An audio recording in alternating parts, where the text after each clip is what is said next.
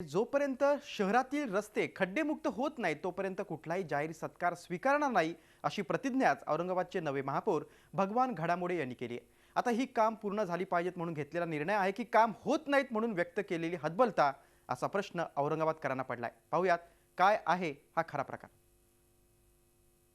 आपण जर त्या पदावर राहून काम करू शकत नाही तर मग सत्कार तरी कशाला शिकाय? नुसते हारतोरे मिरवण्याकरता पद असतात का? ऐकलत, ही हतबलता व्यक्त करणारे दुसरे तिसरे कोणी नसून हे आहेत औरंगाबादचे महापौर भगवान घडामोडे।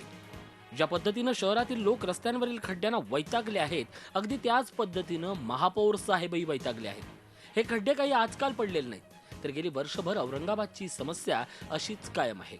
यावर तोडगा काढण्यात सत्ताधारी शिवसेना भाजप पूर्णपणे अपयशी झाली आहे। तरी सुद्धा बोलाचीच कडी आणि बोलाचाच भात असं सुरू आहे। आता म्हणे जाहीर सत्कार स्वीकारणार नाही, मात्र कार्यालयात तर रोजच असे छोटेखानी सत्कार सुरू आहेत, त्याचं काय? या दृश्यांवरून महापौर किती गंभीर आहेत हे दिसून येतं। आता तुम्ही खड्डे बुजवण्यासाठी करणार काय असा प्रश्न विचारल्यावर महापौरांचं उत्तर ऐका।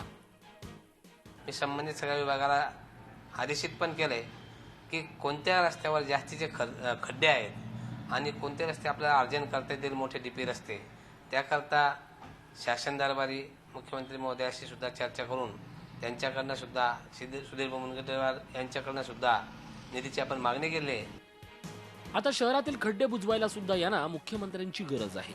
घडामोडे महापौर आता झाले, मात्र तरी सुद्धा यांची सत्ता 1.5 वर्षापूर्वी आली आहे, तेव्हा काही केलं नाही आणि आता फक्त प्रसिद्धीसाठी अशा शब्दांची स्टंटबाजी सुरू आहे। त्यामुळे खरंच यातून शहरातील खड्डे बुजतील का आणि शहराचा विकास होईल का हे सत्ताधाऱ्यांनाच ठाऊक।